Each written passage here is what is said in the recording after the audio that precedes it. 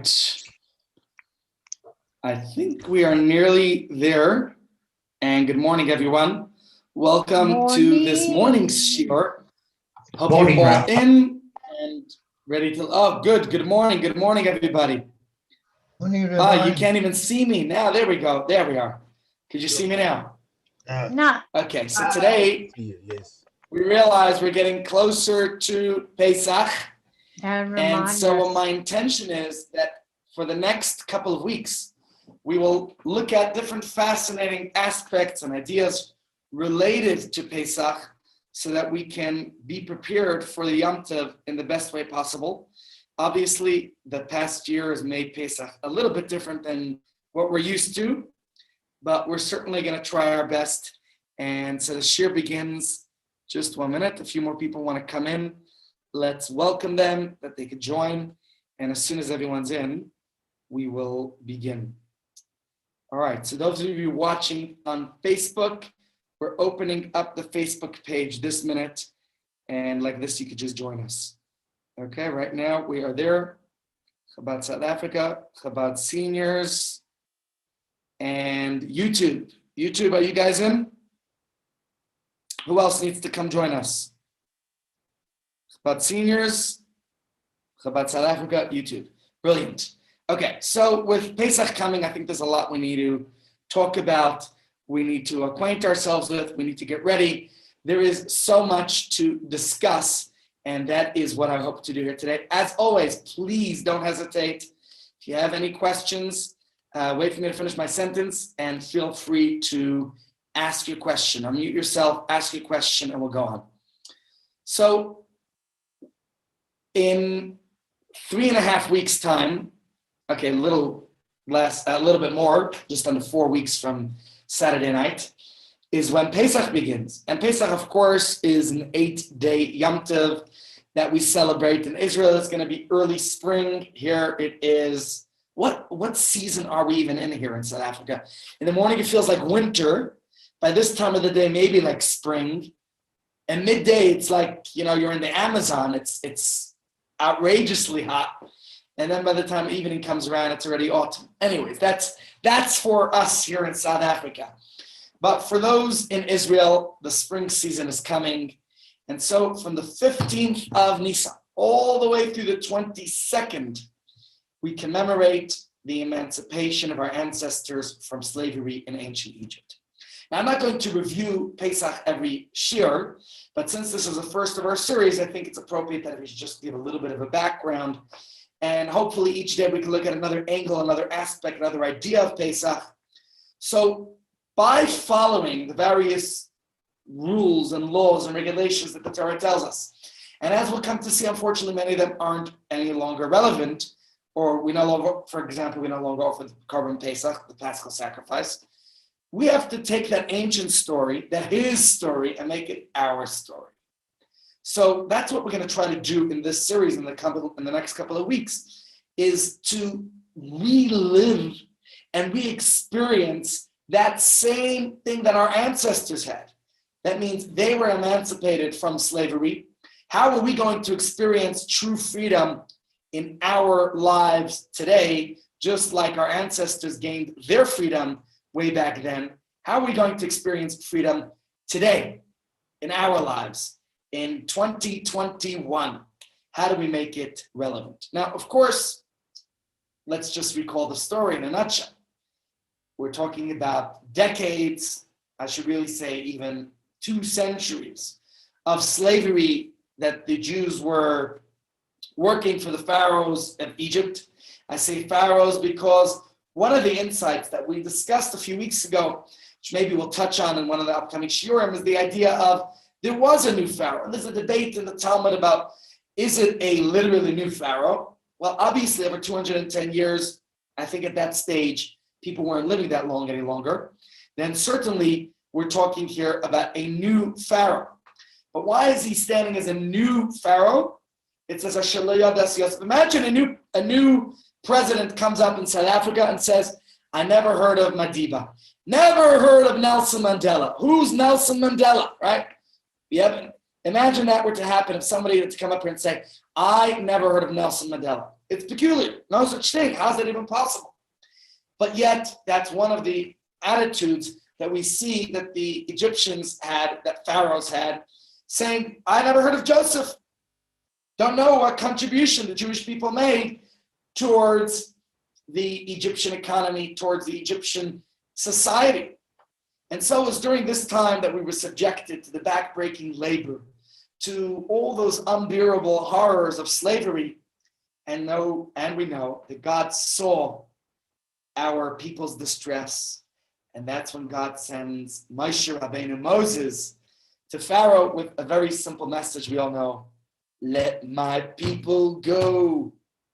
What does God say? Shalach es ami. Send my people v'yavduni so that they could serve me.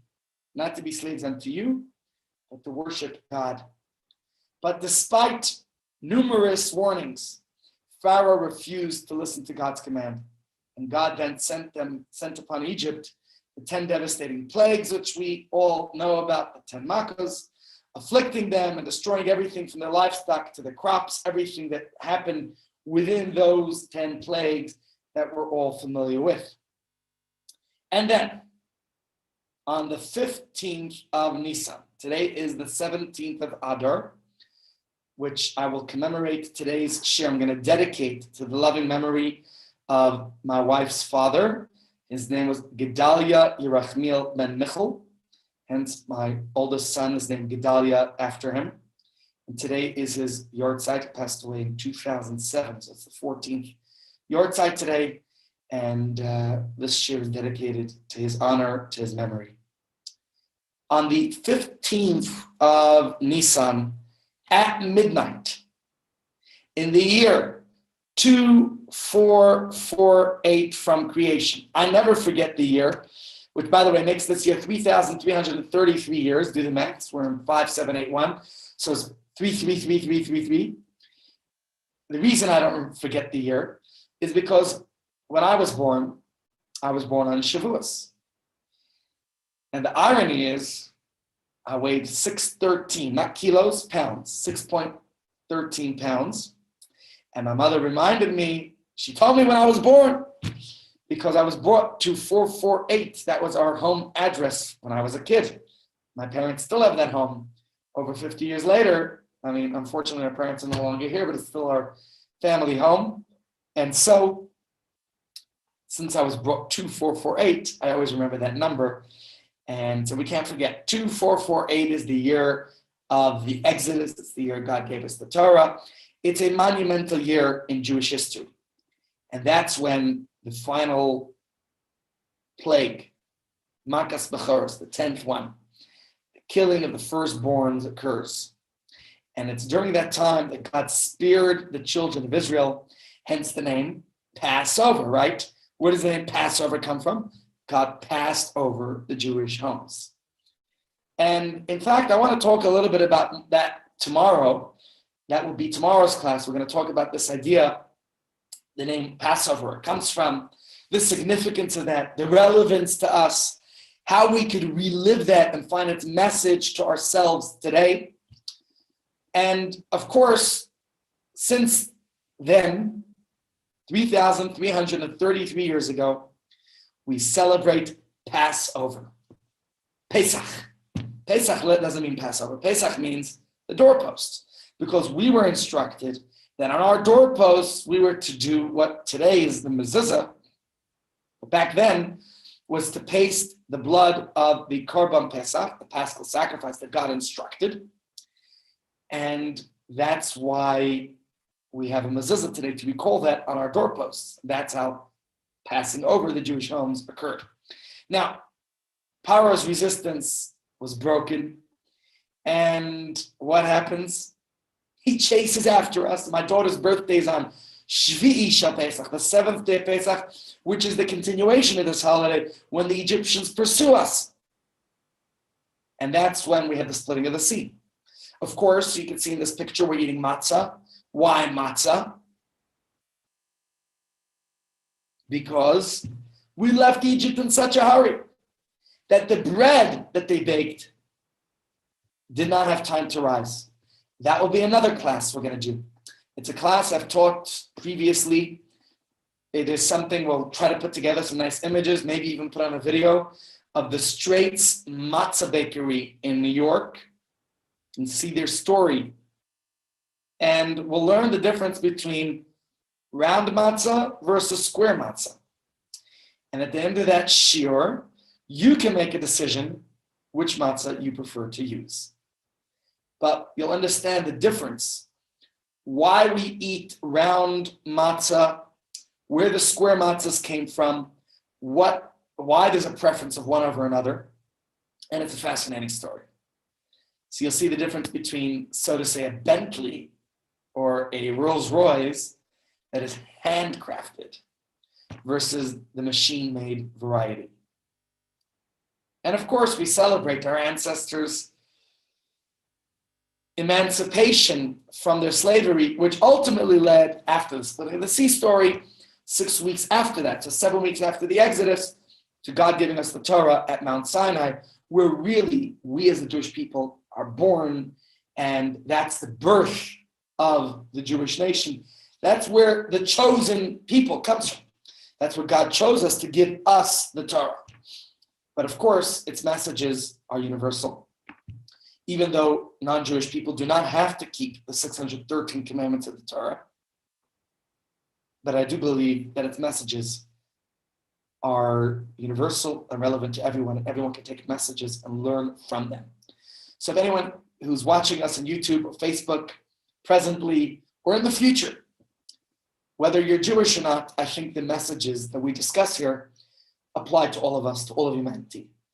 But let's talk about what we Jewish people do to observe Pesach. This year, it's going to be a little bit tricky because, and maybe we'll do a shiur just on that as well, closer to Pesach. Especially since I want to take you through the preparation, how you should prepare for Pesach differently this year. In a nutshell, right now, since Pesach this year begins on a Saturday night, which is a rare occurrence, I don't remember when's the last time that happened, but it's been a while ago. I do remember once I was in Russia when that happened. So, it was a unique experience, first having Shabbos, and then Pesach begins on Saturday night. And that's what we have this year. The main practical difference is fast of the firstborns that we usually do on Erev Pesach is not going to be Saturday because we don't fast on Saturday. It would only be on a Friday if Erev Pesach will be a Friday. But since this year it's not a Friday, so the fast will take place on Thursday before. Same thing with searching for the chametz. Although you would usually do that on the night before Pesach, we're not going to do that on Friday night with a candle. So we're going to do it on Thursday night. Burning the chametz will take place on Friday, and we're not going to have any more chametz on Friday. But you can't eat matzah. In fact, Chabad tradition, and not just Chabad, many Jews will not eat matzah already from Purim to Pesach. That's right. If you enjoy matzah, you can only eat chametz dika matzah now, not proper unleavened bread. Excuse me. The reason for that very simply is create an appetite, preparation, and anticipation for Pesach. And now comes the time for preparation in order to have the anticipation. And that's what we're doing. By learning, by preparing for Pesach, we can anticipate it more so. So we're going to, what other differences could come to mind? I'll give you more practical. I'll prepare a shiur with all the practical and important implications you need to know. But one of them that stands to mind that you can already start thinking about, especially, well, if you're coming to the Pesach retreat, you don't have to worry about that, which is that on Shabbos, you have to have challah. On Saturday morning, you can't have chametz later than about 10 a.m., probably even a little bit earlier. So you'll have to get up really early to daven, make kiddush, and have challah. And then you want to make sure your challah doesn't make any crumbs anywhere in the house. So perhaps you could give it to your domestic help, or you're going to give it to some poor person in the street, or you're going to flush it down your toilet bowl. But you cannot have any remnants of chametz in your house. No whiskey, no beer, no challah. But you have to have real challah for hamotzi. So that's where it gets a little tricky this year, You don't want the challah mixing with any of your regular food. You want to eat it on the side. So at the Pesach retreat, for example, our plan is to eat challah in a side room, and then we all come together for the meal, which will be Pesach. And that's what you would do at home as well. The last days of Pesach, that means Friday night, Saturday night, and Pesach will end on Sunday evening, is commemorating the splitting of the sea, which is the conclusion of the holiday.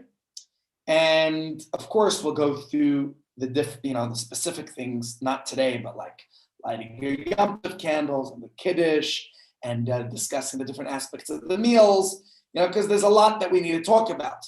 Obviously, on Yom Tov, we don't go to work, and we don't drive, and we don't write. Even on Chol Hamoed, you're not supposed to write to go to work, but it's more lenient. Chol Hamoed are the intermediate days of the holidays.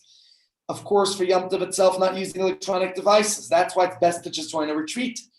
And all the other aspects. Now, cooking, you're allowed to cook on Yom Tov from a pre-existing flame.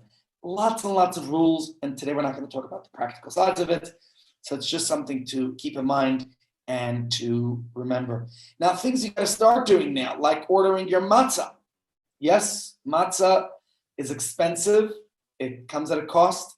You better order it in advance because there's limited supply. Making sure you have your wine and all your other supplies for your Seder. Okay, making sure you get rid and clean your house up of all the chametz, because you can't have any chametz in your house from Friday morning already before Pesach, 2 days early this year. What is chametz? Any leavened grain, any food or drink that contains even a trace of wheat, a trace of barley, or rye, or oats, or spelt, or their derivatives, right? And there's lots of such things. You can't imagine, cake. All these types of foods are going to have chametz in them, and therefore you need to have a specific Pesach, like a variety of those types of foods. So make sure, no bread, but there are Pesach kind of breads. Obviously, they will be gluten-free. There is, I'm trying to think, all the different goodies we have. But just look around your house. Think about bread, cake, alcohol. There is Pesach dika alcohol. Pesach dika alcohol would be alcohol that's made out of potatoes. If you're familiar with that, that is, my father in Russian used to get that for us. Pesach dika vodka. So you could consider getting that if you really need your vodka. Cakes, of course, there's many Pesach dika cakes that are made. Now there's another discussion which we could have, is the difference between gebruchts and non-gebruchts. Gebruchts refers to foods, and maybe we could do a shir about that as well. Gebruchts are the types of foods that are, I'm working out now all the different types of shirim that I want to do. Obviously, we'll take some work to prepare them, but it could be an interesting shir to make and see if we can put some slides together for it. Gebruchts refers to foods that are made with matzah. We don't want to have those at our table, but that is a custom that many people have. The concern is that the matzah coming in contact with if the matzah comes in contact with liquid, then it will become chametz. So that's a separate discussion, and we can talk more about that in one of the upcoming shiurim as well. You think about almost any processed food or drink that we have, for the most part, could be chametzdik, unless you see that it's certified otherwise. And so you really have to start checking your food now and eliminating, or we don't get rid of it because we know before Pesach, and that perhaps could be another shir, the loophole of selling our chametz. So we'll get to that too. Selling, anyone taking notes of all the different ideas of shiurim that I want to give? Because there's a lot. Selling your chametz, is that a loophole? What are you doing there? How could you get away? But this is right now, let's just put it as it is, unless I could come up with a shir for it to explain how we do it. But the basics of it is that you don't own your chametz on Pesach. What you're going to do is you're going to clean your house out thoroughly. Even if you're going away, you still want a nice clean home. Clean it out. But this isn't just your regular daily cleanup of your house. You want to go to every nook and cranny. You want to go through those bookshelves, and that's why I can't stand having books at my Shabbos table, because at the Shabbos table, we're going to have food. And you want to make sure that the food doesn't go into the books. Otherwise, you can't use them at Pesach. But you want to do a thorough cleaning, whether it's in your bedroom, if you ever had breakfast in your bedroom, every room of the home, to make sure that there's no chametz. Dust is not chametz. So we have to understand, you don't have to go extreme. You don't have to go cuckoo. Dust is not chametz. And as one of my rabbis once said, and the children are not the korban Pesach. We don't offer the Paschal sacrifice anymore, but sometimes we get a little bit exhausted and a little bit angered at the kids. It could be a time of high tension. So you want to make sure that the kids aren't going to become the Paschal sacrifice. And with that in mind, the idea is that we're going to be getting ready for Pesach.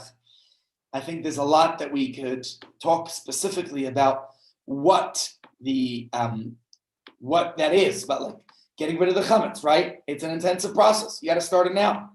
You want to do a full, proper cleaning and going to the rabbi. And the truth is, you don't have to go to any rabbi. You can go to the website. I'm sure we'll have it up on our main website on Chabad.org very soon. Or go to the UOS website, and the Basin will be taking care of selling your chametz for you, so you don't own that chametz. You put it away. You're not going to see it. You're going to seal that cupboard, and you're not going to see it throughout Pesach. It belongs to a non-Jewish person who's going to buy it.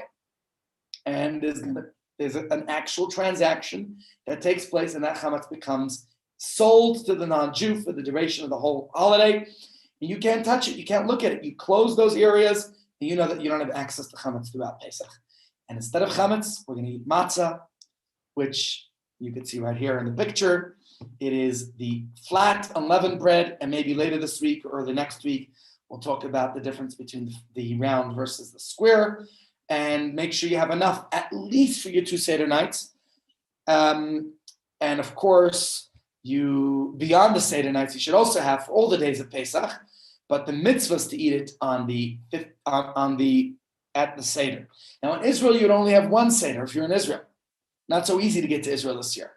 So if you're here anywhere in the diaspora, you will have 2 Seder nights. This year it would be Saturday night and Sunday night. Through your Seder, it's a 15-step, family-oriented tradition, which is packed with rituals and a wonderful experience. And another shiur, or maybe multiple shiurim, will spend time learning and understanding Pesach Seder, going through it so that it's fresh, and maybe share some new insights and ways that you could go through your Pesach Seder.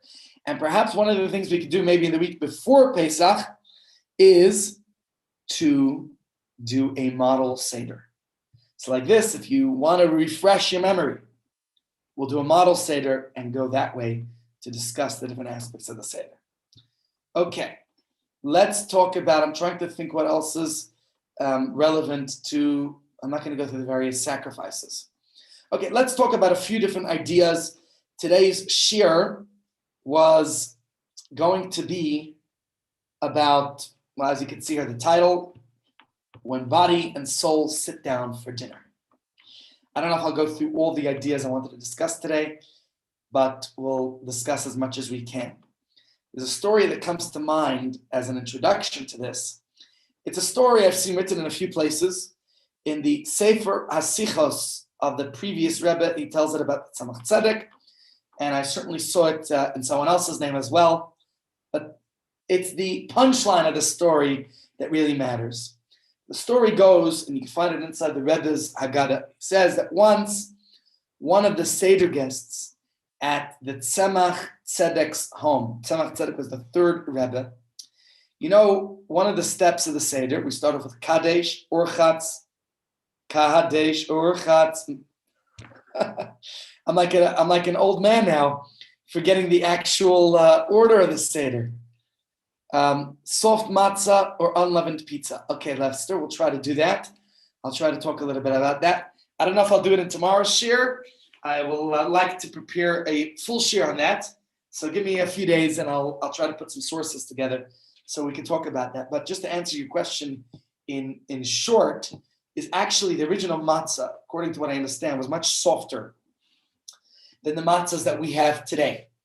It was more like a pita and lafa. There's something else called egg matzah. Egg matzah is not the ideal because It's called Matzah Ashira. Maybe we'll talk more about that as well then. But just addressing your question, the idea of the egg matzah is not the ideal we should eat, but because it is matzah still, somebody who's elderly, maybe they have dentures, maybe they don't have teeth at all, it's easier to eat those matzahs, and so they can if they need to. And I'll include that in the shir about matzah. We'll talk more about that. So thanks for that suggestion. And Vivian, your recommendation about a model seder is a great idea. Thank you for that. And certainly we're going to try to do that. And maybe we could even advertise a little bit more so more people can participate. And maybe, just maybe, I would like to do that one, not just as just the ideas coming in my mind. We'll do it as a full-on model of a seder. That doesn't mean everyone else has to do it, but I'll try to do it that way. With all the accoutrements, I'll try to put it all together so that we could do an actual model seder right here. And I think it's something that people would benefit from. So back to the story, and feel free, everyone, if you have any messages, send them through in the chat. It's a perfect way to send me any points or to unmute yourself. Story goes that this person broke at Yachatz, right? Kadesh Urchatz Magid Rachza. Kadesh Urchatz Karpas Yachatz. I'm skipping, you see?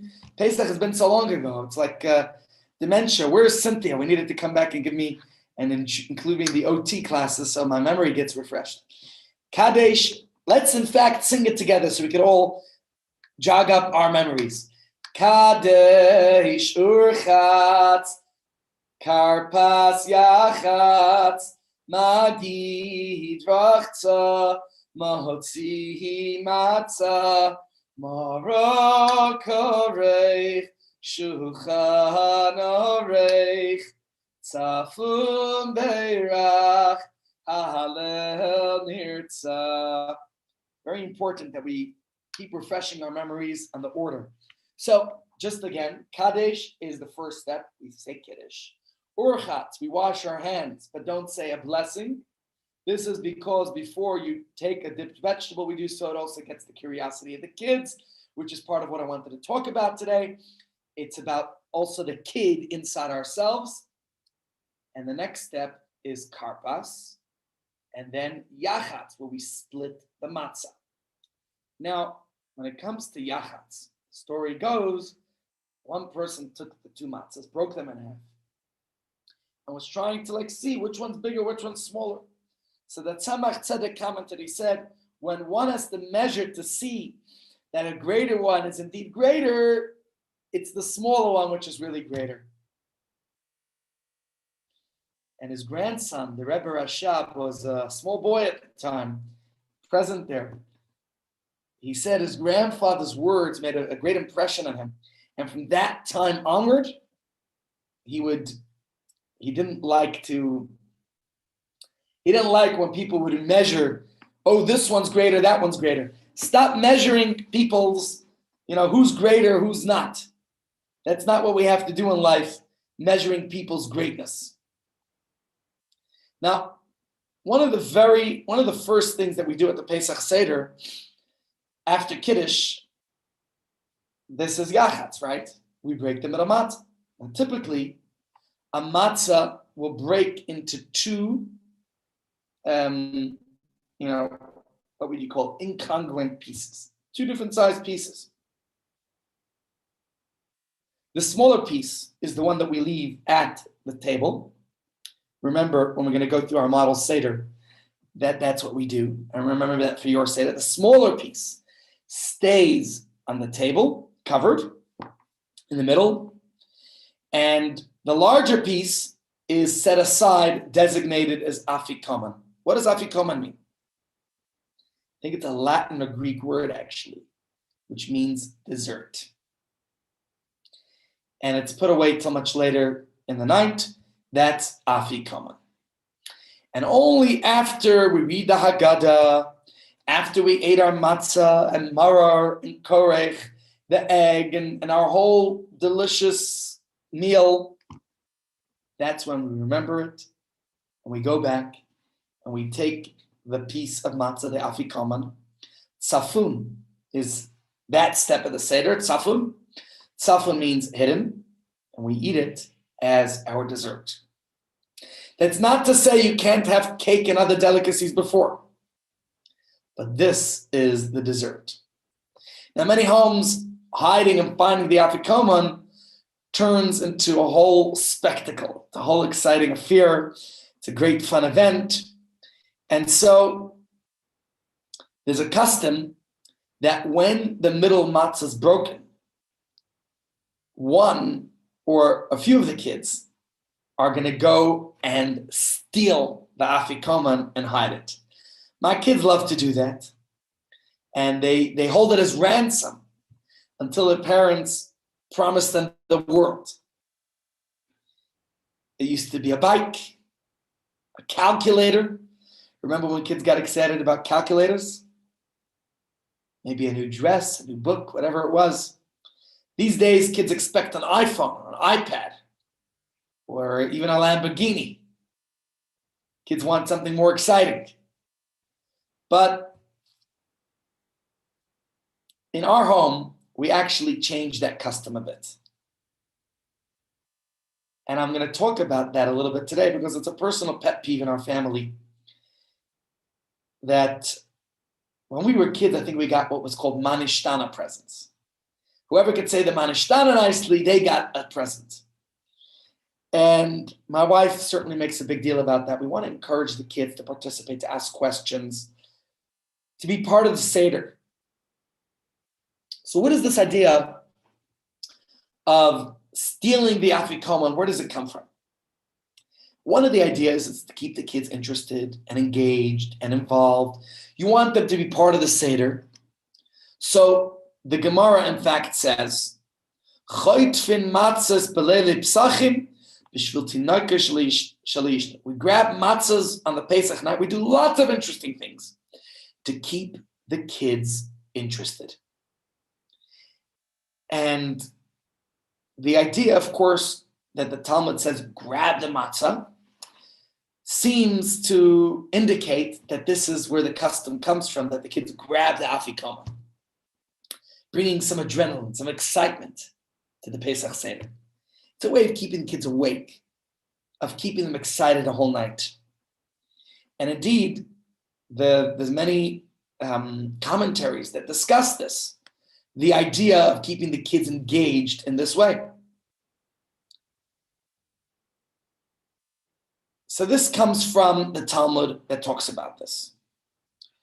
Now, of course, the reason why my parents and others don't love this custom is because we don't want to teach kids about theft, taking what's, it gives off a little bit of a wrong vibe. And so in preparation for today's shir, I in fact found one of the commentaries talking about this, that the custom where the children snatch the afikoman, he says, is actually, it portrays the love for a mitzvah, but it's still, let's not use the word steal the afikoman. And certainly we shouldn't reward the kids for stealing the afikoman. Now, one thing I personally have is a big collection of a lot of Haggadahs. I think here in Joburg, I have at least 50, maybe more. I haven't done a count recently. In the US, still sitting in my parents' basement, I've got a few hundred Haggadahs. I'm a collector of Haggadahs. So if anyone here is looking to get rid of some of your old Haggadahs, please feel free. I have lots of versions and different types of Haggadahs that I like to collect. But one of the basic Haggadahs I like to use is the Rebbe's Haggadah. And in this Haggadah, he talks about that it's not the Chabad custom to steal the afikoman. Let me just read it to you in his words. Let me just pick it up real quickly. He says as follows. The custom in some communities is that the children snatch the afikoman, which is afterwards redeemed for a gift, claiming that it's founded on these words of the Talmud that we grab the matzahs on the night of Pesach so that the children shouldn't fall asleep. Okay, so this is the Talmudic statement that why we do this. But the Rebbe here now goes on and talks about this.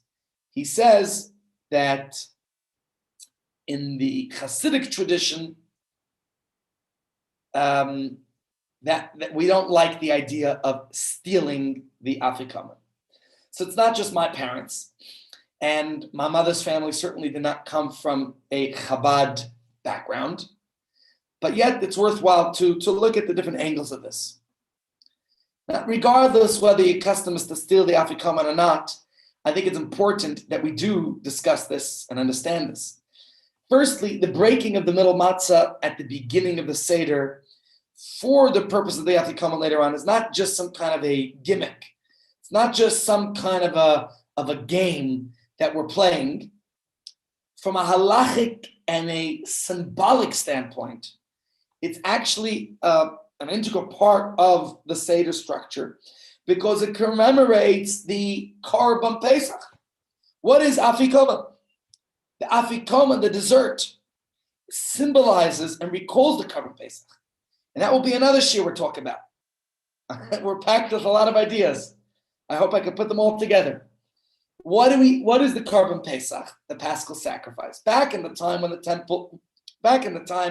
of our Exodus, the Jews were instructed by God to take the Egyptian deity that they worshipped, the sheep, and to slaughter it. That was a smack in the face to the Egyptians, showing them our belief in God and not in their deity.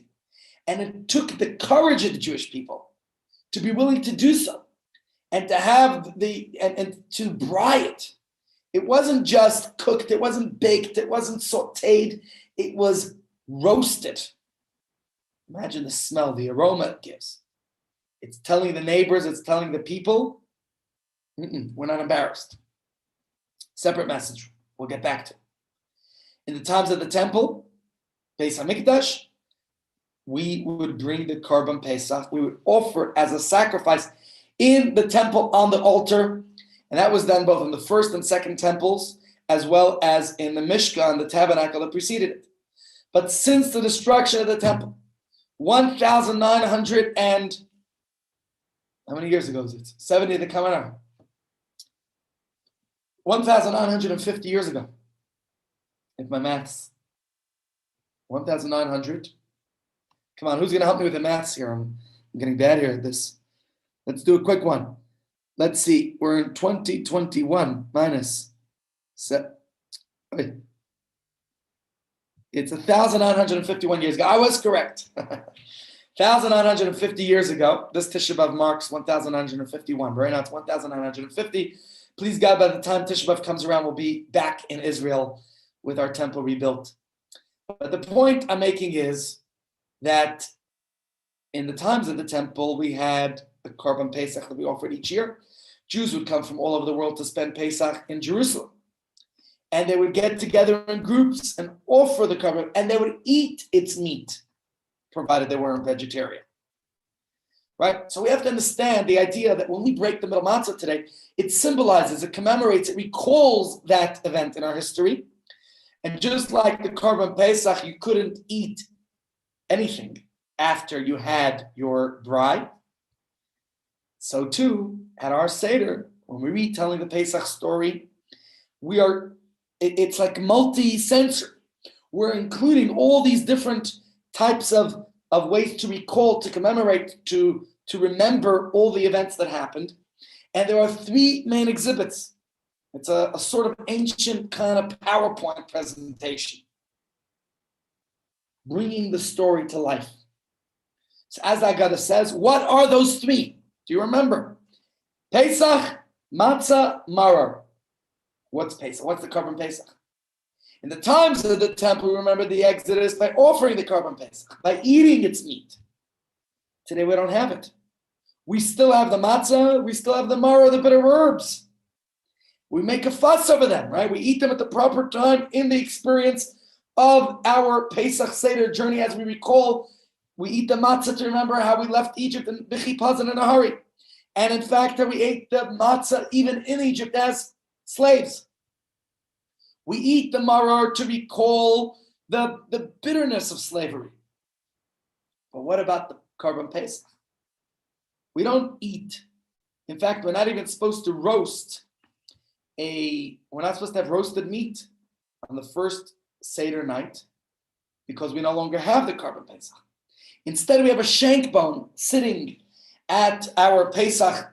You could probably see it here. I'm going to point it. Can you see here? I'm pointing. That's the shank bone. And the egg recalls the Korban Chagiga. We'll do that all on the model Seder properly. What each item of our Seder symbolizes and recalls.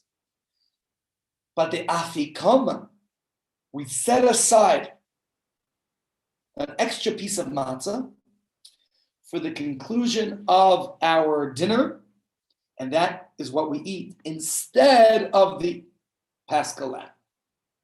I'm sure vegetarians are glad that we're not eating actual lamb chops.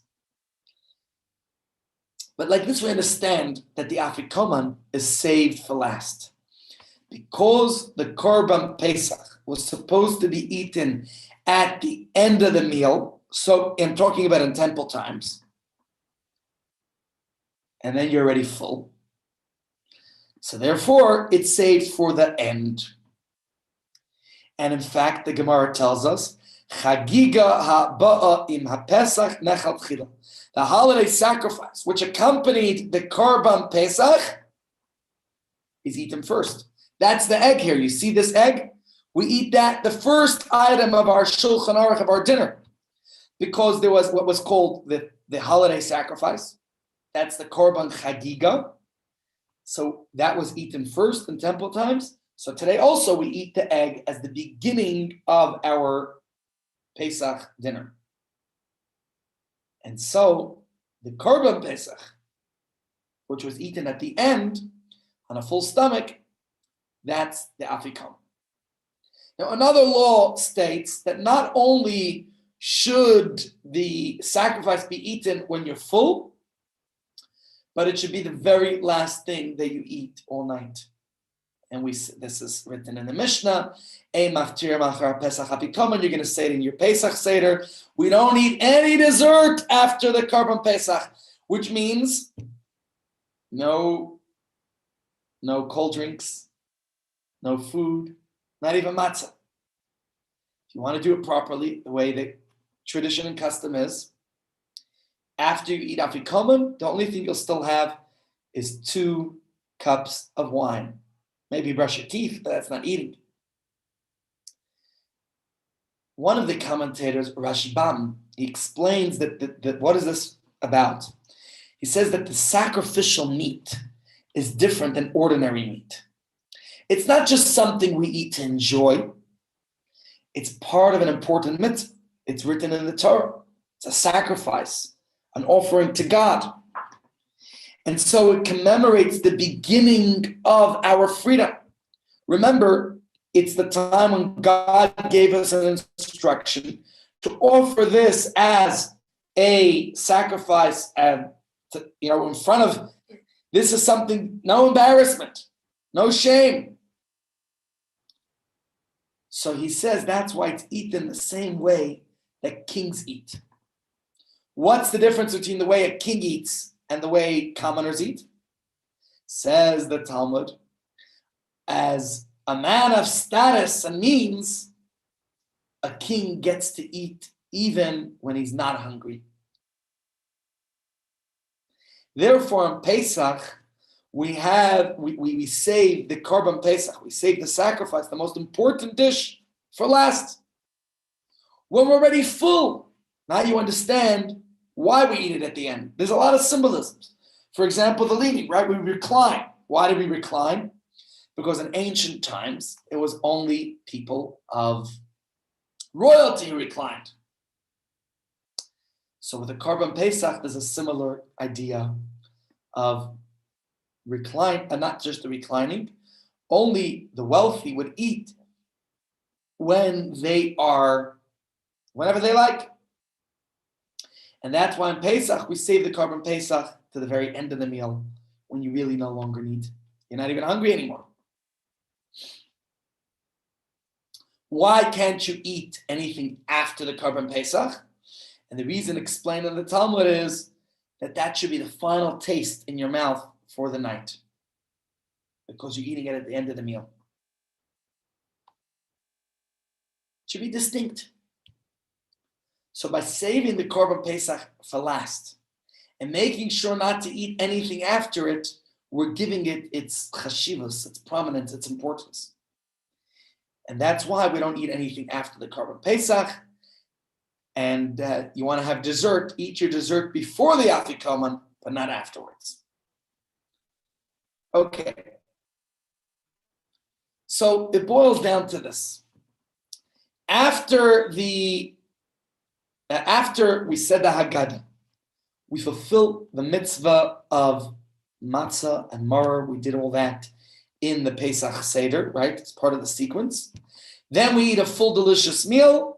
And after that, when we're already full, we eat some more matzah and conclude the meal with that, just like the Korban Pesach. Now, if no dessert is allowed to be eaten after this Afikoman, which is like a commemorative matzah, well, it turns out the matzah is the dessert, and that is the name Afikoman. Okay? So, it looks like it's getting late already. Got 3 minutes left in today's shir. So just to conclude, we talked about the idea of the Korban Pesach, that it's saved for dessert in royal fashion. But why does it have to be last? We're saying, if it's really such an important part of the meal, why shouldn't it be the main course? I mean, everyone knows that Bubby's brisket is the most exciting part of the Rosh Hashanah meal, right? You don't wait till everyone's full to eat it. We have some light salad, some entrees, maybe some fish, and then we want the main course. Why do we need to eat the Pesach lamb at the end of the meal? Wouldn't it be nice to have delicious lafa, like the original soft matzah as it was eaten in the olden days, with nice dried lamb chops inside, polish it off with some, put inside some relish, some maror, give it a good taste. And then for dessert, have some good fruit sorbet, some Pesach thicket chocolate mousse. So I think what we're going to do is we're going to discuss this tomorrow. And we're going to try to explore the mystical reason for eating the Afikoman last. But really, this will be a way of understanding what the Korban Pesach is about. And please God, we're going to talk also about Shabbos versus Pesach, body versus soul, and a lot of interesting ideas so we can understand what this is all about. And I'm looking forward to see you all tomorrow for the sequel of today's discussion when body and soul sit down for dinner. See you then.